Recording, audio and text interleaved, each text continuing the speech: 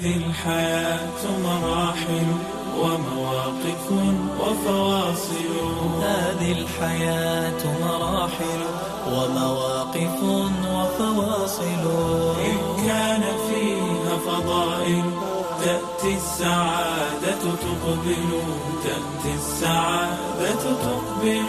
استغفروا وتغافروا بل سبحوه واشكروا. استغفروا وتغافروا بل سبحوه واشكروا. سترون أرزقا ترى مثل السماء إذ تمطروا. مثل السماء إذ تمطروا. عند اللقاء تصافحوا وتبسموا وتسامحوا. عند اللقاء تصافحوا وتبسموا وتسامحوا. باب القلوب له افتحوا. باب القلوب له افتحوا. باب القلوب له افتحوا. جاء النبي صلى الله عليه وآله وسلم إلى الصحابة يوما ليخبرهم عن فضل من فضائل هذا الدين وعمل عظيم فيه، فسألهم سؤالا يحفزهم يشجعهم على معرفة هذا العمل العظيم. قال: ألا أخبركم بخير أعمالكم، أفضل عمل وأزكاها عند مليككم عند الله جل وعلا، وأرفعها في درجاتكم، وخير لكم من إنفاق الذهب والورق، الذهب والفضة، وخير لكم من أن تلقوا عدوكم فتضربوا أعناقهم ويضربوا أعناقكم، أفضل من الصدقات وأفضل من الجهاد. الصحابة تعجبوا، قالوا: بلى يا رسول الله، ما هذا العمل الذي يفوق هذا كله؟ تعرفون ما هذا العمل؟ قال: ذكر الله. ذكر الله عز وجل يفوق كل شيء. والذاكرين الله كثيرا والذاكرات، والذاكرين الله كثيرا والذاكرات أعد الله لهم مغفرة وأجرا عظيما. كل شيء يسبح بحمد الله.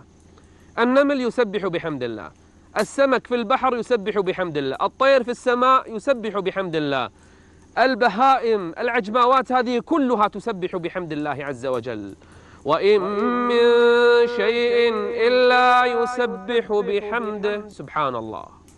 وإن من شيء إلا يسبح بحمده ولكن لا تفقهون تسبيحهم. النبي صلى الله عليه وآله وسلم يصف الذي يذكر الله والذي لا يذكر الله، يشبهه بأي شيء؟ يقول: كمثل الحي والميت.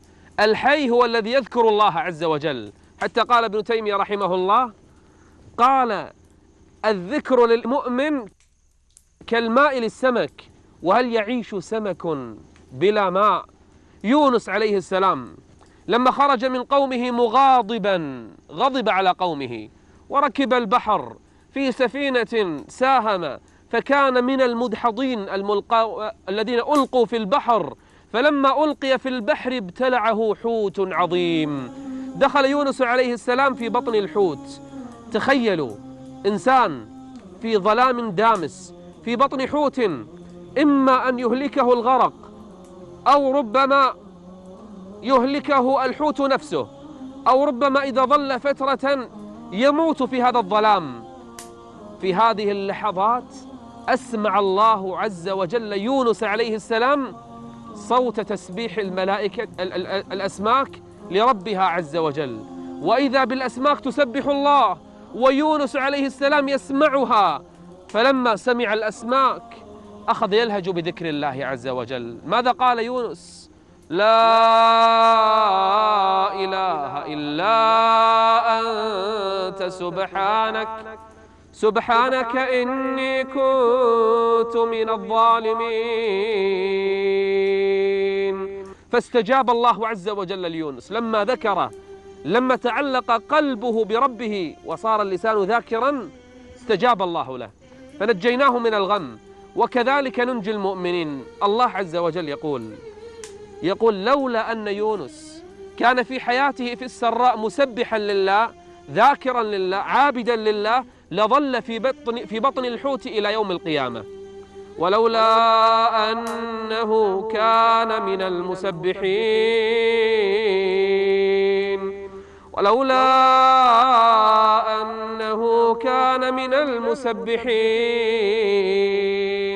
للبث في بطنه إلى يوم يبعثون. من الأذكار التي تحافظ عليها وتحافظين عليها قول لا إله إلا الله وحده لا شريك له، له الملك وله الحمد وهو على كل شيء قدير. هذا الذكر لو ذكرته كل يوم 100 مرة ما أجرك عند الله عز وجل؟ 100 مرة ما تأخذ دقائق من يومك، 100 مرة بعد الفجر أو 100 مرة بعد العصر أو في أي لحظة في يومك هللت بهذه الصيغة لا إله إلا الله وحده لا شريك له، له الملك وله الحمد وهو على كل شيء قدير. من قالها 100 مرة كانت له عدل 10 رقاب، كأنه اشترى 10 واعتقهم لله جل وعلا. 100 مرة لا تأخذ دقائق، اعتقت 10 لله. منا يتعود هذا الذكر في صباحه أو في مسائه، ما انتهى الأجر 10 رقاب ثم كتبت له 100 حسنة ومحيت عنه 100 سيئة ثالثة، وكانت له حرزا من الشيطان يومه ذلك حتى يمسي. يا أيها الذين آمنوا لا تلهكم أموالكم ولا أولادكم عن ذكر الله ومن يفعل ذلك فأولئك هم الخاسرون. الذي ينسى ذكر الله من؟ الغافل. أما المؤمن دائم الذكر، إذا وقف ومشى ذكر الله، إذا جلس ذكر الله، إذا استلقى على الفراش ذكر الله، كل وقته يومه وليلته ذكر لله. الذين يذكرون الله قياما وقعودا وعلى جنوبهم. الذكر على لسانهم دائم. يوم من الأيام يمشي النبي صلى الله عليه وآله وسلم مع الصحابة، فيرى في سفره مع الصحابة جبل اسمه جمدان، فقال لأصحابه سيروا، هذا جمدان، اسم الجبل هذا جمدان. ثم قال للصحابة سبق المفردون. في ناس سبقت الصحابة من شدة تنافسهم في الطاعات ما يرضون أن يسبقهم أحد من الناس. قالوا وما المفردون يا رسول الله؟ من هؤلاء الذين سبقوا؟ تعرف من هم؟ قال عليه الصلاة والسلام الذاكرون الله كثيرا والذاكرات والذاكرين الله كثيرا والذاكرات أعد الله لهم مغفرة وأجرا عظيما. قال النبي صلى الله عليه وآله وسلم كلمتان خفيفتان على اللسان ثقيلتان في الميزان حبيبتان إلى الرحمن. قلها الآن وأنت تسمعني، قوليها الآن وأنت تسمعين. سبحان الله وبحمده سبحان الله العظيم. وأنت في المطبخ تعملين، وأنت في السيارة تسوق، وأنت في العمل، وأنت تذهب إلى مدرستك، وأنت تمشي، وأنت مستلق على فراشك. عود اللسان سبحان الله وبحمده سبحان الله العظيم. قلها الآن 100 مرة، قلها 1000 مرة. عود لسانك. جاء رجل إلى النبي صلى الله عليه وآله وسلم يقول له يا رسول الله إن شرائع الإسلام قد كثرت علي، أي ماذا أعمل، ماذا أفعل، وماذا أدع من شرائع الإسلام وسننه؟ قال فدلني على عمل أتشبث به. قال النبي صلى الله عليه وآله وسلم لا يزال لسانك رطبا بذكر الله، لا يزال لسانك رطبا بذكر الله. أعظم ما في الأرض وأعظم ما طلعت عليه الشمس بل أعظم من الدنيا وما فيها ذكر الله جل وعلا الذي به تطمئن القلوب، أيسر وأسهل عبادة وأعظمها أجرا عند الله. الذين آمنوا وتطمئن قلوبهم بذكر الله، ألا بذكر الله، ألا بذكر الله تطمئن القلوب.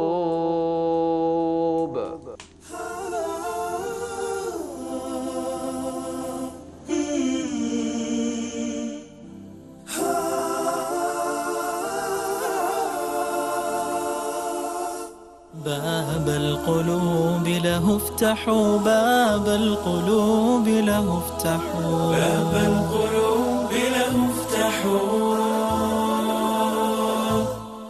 باب القلوب له افتحوا، باب القلوب له افتحوا، باب القلوب له افتحوا. جاءت فاطمة الزهراء رضي الله عنها سيدة نساء العالمين تبحث عن أبيها رسول الله صلى الله عليه وآله وسلم، تريد وتطلب منه خادما يخدمها، فقد أثر الرحى وشغل البيت في يديها رضي الله عنها، فطلبت خادما حالها كحال غيرها من النساء. فلما علم النبي صلى الله عليه وآله وسلم بهذا الطلب ذهب إلى بيت ابنته فاطمة، وكان يحبها حبا جما. فاطمة كما قال النبي بضعة مني. فلما دخل فإذا بعلي بن أبي طالب رضي الله عنه عندها، فلما دخل النبي عليهما قال: ألا أخبركما بخير لكما من خادم؟ تريدان شيئا أفضل لكما من الخادم الذي يعين في البيت؟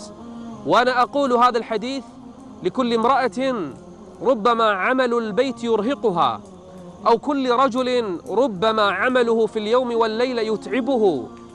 ألا أخبركم ما أخبرنا به النبي صلى الله عليه وآله وسلم، يعطينا شيئا من القوة ويغنينا حتى عن الخدم إن كان عندنا يقين؟ قال: بلى يا رسول الله، أخبرنا. قال: إذا أويتما إلى فراشكما، شوف الوصية لما يستلقي الإنسان قبل النوم: إذا أويتما إلى فراشكما فسبح الله 33 واحمداه 33 وكبراه 34. كم صار؟ 100. سبحاه 33 واحمداه 33 وكبراه 34 خير لكما من خادمة، أفضل لكما من الخادم أو الخادمة. يقول الإمام علي رضي الله عنه، يقول: والله ما تركتها منذ أن ذكر النبي ذلك أبدا. فسئل الإمام علي: حتى في صفين؟ قال: حتى في صفين أيام الفتن ما تركها، لأن لسانه كان ذاكرا لله عز وجل. هكذا أهل الإيمان. النبي صلى الله عليه وآله وسلم لما رقى في المعراج إلى السماء فإذا به يلقى من؟ لقي إبراهيم الخليل، خليل الله حبيب الله عز وجل. فلما لقيه وسلم عليه قال إبراهيم: يا محمد أقرئ أمتك مني السلام، سلم على أمتك. إبراهيم الخليل يسلم علينا، أفلا نرد عليه السلام؟ عليه السلام، عليه السلام ورحمة الله. ثم انظر إبراهيم كيف هو حريص على هذه الأمة، أمة محمد. قال: وأخبرهم أن الجنة قيعان، أن الجنة طيبة وهي قيعان، يعني أرض صالحة للزراعة. ثم قال عليه السلام، قال: أخبرهم أن غراسها، يعني الأشجار، من أراد شجرة في الجنة، أن غراسها سبحان الله والحمد لله ولا إله إلا الله والله أكبر، وفي رواية سبحان الله وبحمده سبحان الله العظيم، أي ذكر الله عز وجل هو غراس الجنة. الصلاة التي هي أعظم العبادات، الله عز وجل يقول للصلاة هدفين، للصلاة هدفان: الهدف الأول أنها تنهى عن الفحشاء والمنكر، والهدف الثاني أنها تذكرنا بالله، ذكر الله الذي في الصلاة. لكن أي الهدفين أعظم؟ إن الصلاة تنهى عن الفحشاء والمنكر ولذكر الله ولذكر الله أكبر، أي أكبر ما في الصلاة أنك تذكر الله عز وجل فيها. المؤمن دائم الذكر، أول ما يستيقظ من نومه يقول الحمد لله، أول كلمة يقولها الحمد لله الذي أحيانا بعدما أماتنا وإليه النشور. والحمد لله تملأ الميزان، الحمد لله كلمة تملأ ميزانك عند الله عز وجل يوم القيامة. خرج النبي بعد صلاة الفجر للصلاة، بعد أذان الفجر للصلاة، فوجد زوجته أم المؤمنين جويرية رضي الله عنها جالسة تذكر الله جل وعلا، فذهب وصلى وجلس حتى ارتفعت الشمس، ثم رجع مرة أخرى إلى أم المؤمنين والشمس قد ارتفعت، فقال النبي صلى الله عليه وآله وسلم: أما زلت على هذه الحال منذ أن تركتك؟ أنت لا زلت تذكرين الله كل هذه الساعات؟ قالت: نعم يا رسول الله، أنا جالس أذكر الله عز وجل. عادة أهل الإيمان أهل التقوى وقتهم كله ذكر الله جل وعلا، فعلمها النبي كنزا من الكنوز، كنزا من الكنوز. قال: قلت بعدك 4 كلمات 3 مرات، يعني ما تأخذ دقيقة، لو وزنت بما قلت لوزنتهن، يعني أثقل مما قلتيه في الساعات كلها. وماذا قلت يا رسول الله؟ لنتعلم، لنحفظ، لنردد، لنحفظ أولادنا، لننشرها في الأمة. قال: سبحان الله وبحمده عدد خلقه ورضا نفسه وزنة عرشه ومداد كلماته. حفظناها؟ سبحان الله وبحمده عدد خلقه ورضا نفسه وزنة عرشه ومداد كلماته. قالها 3 مرات، أفضل من ساعات طويلة بذكر الله عز وجل. ولهذا الله جل وعلا يحذرنا أن نخالف الذين لا يذكرونه. ولا تطع من أغفلنا قلبه عن ذكرنا، ولا تطع من أغفلنا قلبه عن ذكرنا واتبع هواه وكان أمره فرطا. أحيانا المال يشغلنا، التجارة، مع أن لا عذر للإنسان، لسانه في أغلب الأوقات لا ينشغل بالدنيا، اشغله بالطاعة بالذكر. أحيانا الأموال تشغلنا، الأولاد يشغلوننا، الدنيا والتجارة تشغلنا، اللعب واللهو يشغلنا، لكن الله عز وجل يقول كل هذه الدنيا ترى زينة زائلة، لكن الشيء الذي يبقى هو الذكر.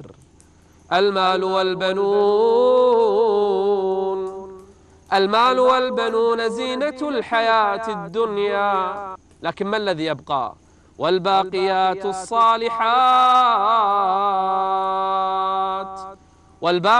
الصالحات خير عند ربك ثوابا وخير أملا. أتعرف ما هي الباقيات الصالحات؟ أتريدين الباقيات الصالحات؟ سبحان الله، الحمد لله، لا إله إلا الله، الله أكبر. سبحان الله، الحمد لله، لا إله إلا الله، الله أكبر. هناك أذكار في الصباح، أذكار في المساء، أذكار إذا خرجنا من البيت، إذا دخلنا البيت، أذكار قبل النوم، أذكار الاستيقاظ، قبل دخول الخلاء، بعد الخروج من الخلاء، أذكار إذا هاجت الريح، أذكار إذا نزلنا منزلا، أذكار قبل الطعام، أذكار بعد الطعام، أذكار في الصلاة كلها. كل أحوال المؤمن ذكر لله عز وجل، وإلا كيف يكون من المفردين إذا لم يذكر الله عز وجل كثيرا، ويكون من الذاكرين الله عز وجل كثيرا والذاكرات. ذكر الله أعظم ما في الكون. يوم من الأيام أحد الفلاحين يزرع الأرض، رجل فقير مسكين يحرث الأرض، ويرى في السماء سليمان عليه السلام يطير في الهواء في الريح. وسليمان سخر الله له الريح، وأعطاه الله ملكا لم يعطه أحدا من قبله. فلما رأى الفلاح الفقير المسكين سليمان يطير في الهواء، ماذا قال؟ والله لقد أوتي آل داود ملكا عظيما. حنا ما حصلنا شيء، حنا الدنيا ما حصلنا منها على شيء، لكن آل داود سليمان وآل داود عندهم ملك عظيم. فإذا بالصوت يصل إلى سليمان عليه السلام، فنزل سليمان إليه فقال: أنت الذي قلت كذا؟ قال: نعم أنا الذي قلت كذا. فقال سليمان عليه السلام لهذا الفقير، قال: والله لتسبيحة واحدة متقبلة أحب إلي مما أوتي آل داود جميعا من الدنيا وما فيها. قال صلى الله عليه وسلم: لا نقول سبحان الله والحمد لله ولا إله إلا الله والله أكبر أحب إلي مما طلعت عليه الشمس.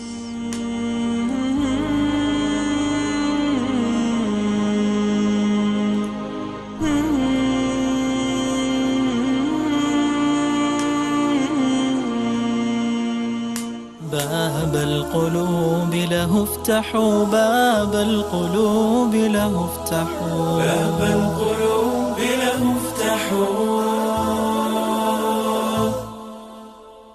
باب القلوب له افتحوا، باب القلوب له افتحوا، باب القلوب له افتحوا. يذكر النبي صلى الله عليه وآله وسلم قصة رجل في الصحراء على ناقته، على راحلته. على هذه الراحلة كل مصدر حياته، طعامه، شرابه، كل احتياجاته على هذه الراحلة، على هذه الناقة. فجأة شردت منه هذه الناقة، حاول أن يدركها، هربت، لم يستطع أن يدركها. فإذا به ييأس من الحصول على ناقته التي فيها حياته كلها، طعامه، شرابه، حياته كلها، وهو في أرض فلاة، أرض مقطوعة. فلما أيقن الهلاك وجد شجرة استظل بظلها واستلقى تحتها وانتظر الموت. نام الرجل ينتظر الموت. فجأة قام من نومه فوجد الناقة عند رأسه وعنده خطامها، فقام مسرعا فمسك بها، كل حياته قد عادت إليه مرة أخرى.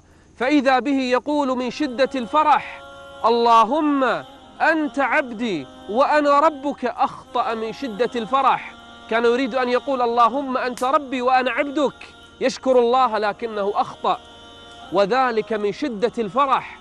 أرأيتم فرح هذا الإنسان الذي عادت له الحياة بعد الموت، كأنه أيقن الهلاك والموت، فجأة تعود له الدنيا كلها مرة أخرى.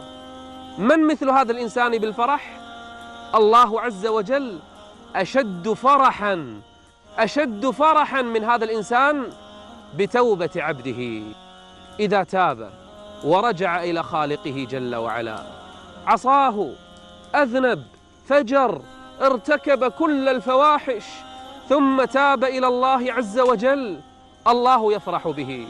الله يفرح بمن؟ بالعاصي؟ الله يفرح بمن؟ المذنب الفاجر الشقي؟ نعم، الله يفرح به فقط إذا تاب إليه ورجع إليه. والله عز وجل لا يفرح فقط به، بل يحبه. إن الله يحب التوابين، إن الله يحب التوابين ويحب المتطهرين.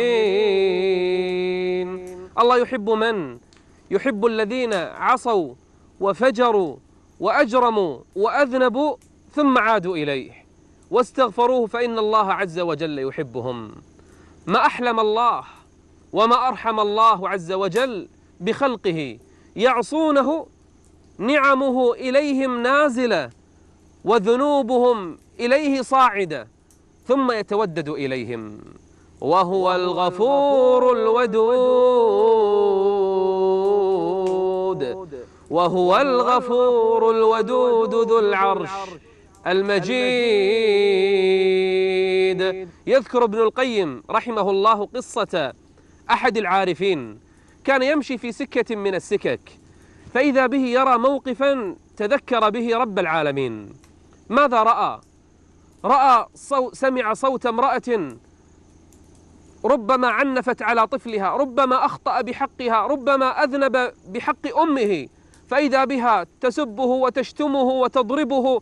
ثم الرجل رأى الباب يفتح في السكة، الباب فتح، وإذا بالأم تطرد الولد من البيت ثم تغلق الباب عليه والولد يهرب. يقول العارف: فنظرت إلى الطفل المسكين يبكي، هرب من أمه، أخطأ بحقها، أذنب بحقها فعنفته وهرب منها. يقول الولد أخذ يبحث يمنة ويسرى وهو يبكي، أين يذهب؟ ما وجد مكانا يذهب إليه. رجع إلى البيت وجد الباب مقفلا، وضع رأسه على عتبة الباب خارج البيت، ثم استلقى ونام. بعد فترة من الزمن الأم فتحت الباب تبحث عن ولدها. يقول: فإذا بالأم توقظ الولد وتحضنه وتقبله وتبكي وتقول له: يا بني يا بني، لا تحملني بمعصيتك لي على ضد ما جبلت عليه من الرحمة بك. أنا الله خلقني أرحمك، أشفق عليك، لا تحملني بمعصيتك أنني أعاقبك. يقول ابن القيم: ولله المثل الأعلى، الله أرحم بعباده من الأم بولدها، يعصونه ثم يتودد إليهم. تخيل الحديث: إن الله عز وجل يبسط يده بالليل ليتوب مسيء النهار، ويبسط يده بالنهار ليتوب مسيء الليل. يا الله، الله عز وجل يعصونه ثم بعد هذا يبسط يده ليتوبوا. والذين إذا فعلوا فاحشة أو ظلموا أنفسهم ذكروا الله فاستغفروا لذنوبهم ومن يغفر الذنوب إلا الله. هذا رجل من أصحاب النبي صلى الله عليه وآله وسلم أذنب ذنبا في غزوة بني قريظة بعد الخندق. هذا الرجل ذهب إلى المشركين أو إلى اليهود يخبرهم بما يريد النبي صلى الله عليه وسلم بهم. كشف سرا فعلم أنه أذنب ذنبا عظيما، ذنبا كبيرا أذنبه هذا الصحابي، فذهب إلى سارية المسجد وربط نفسه بها. قال: والله لأحل وثاقي حتى يعفو عني رسول الله أو يأذن لي، أنا ما أفعل شيء. فقال النبي صلى الله عليه وسلم: أما إنه قد فعل فلينتظر أمر الله فيه، أنا ما أحكم فيه، الله يحكم فيه. هذا أخطأ، هذا أذنب، ننتظر ماذا يحكم الله فيه. ما يفك وثاقه إلا لصلاة أو قضاء حاجة فقط، مربوط بالسارية، هو ربط نفسه. ندم، احترق قلبه، تقطع القلب على هذه المعصية. مو بس استغفر الله وبس، القلب يتقطع. في ليلة من الليالي هو في المسجد الآن، تخيلوا، رابط نفسه. أم سلمة تقول: النبي عندي صلى الله عليه وسلم، أم المؤمنين أم سلمة تقول: ضحك النبي فقلت: ما الذي يضحكك يا رسول الله؟ أضحك الله سنك، ضحكنا معاك يعني. تقول: فقال لي النبي صلى الله عليه وسلم: أبشري يا أم سلمة، أبشري يا أم سلمة، قد أنزل الله التوبة على عبده، قد أنزل الله التوبة على فلان.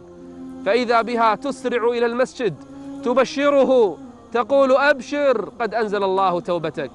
أراد الصحابة أن يحلوا وثاقه، فقال: لا تحل وثاقي حتى يأتي رسول الله، بنفسه يحل وثاقي. وآخرون اعترفوا بذنوبهم خلطوا عملا صالحا وآخر سيئا عسى الله أن يتوب عليهم. من فضائل هذا الدين أن باب التوبة مفتوح، وأن الله رحمته واسعة، وأن الله عز وجل يقول عن نفسه: والله يريد أن يتوب عليكم. الله يريد أن يتوب على الناس، لكن للأسف بعض الناس هم البعيدون عن ربهم جل وعلا. من أعظم الفضائل وأجلها باب التوبة الذي فتحه الله عز وجل، فلا يغلق إلا قرب قيام الساعة. فلنسارع إلى التوبة ولنبادر إليها. كلنا خطاؤون، لكن خير الخطائين التوابون. هذه الحياة مراحل ومواقف وفواصل. هذه الحياة مراحل ومواقف وفواصل. إن كان فيها فضائل تأتي السعادة تقبل، تأتي السعادة تقبل. استغفروا وتغافروا بل سبحوه واشكروا. استغفروا وتغافروا بل سبحوه واشكروا. سترون أرزقا ترى مثل السماء إذ تمطروا. مثل السماء إذ تمطروا. عند اللقاء تصافحوا وتبسموا وتسامحوا. عند اللقاء تصافحوا وتبسموا وتسامحوا. باب القلوب له افتحوا. باب القلوب له افتحوا. باب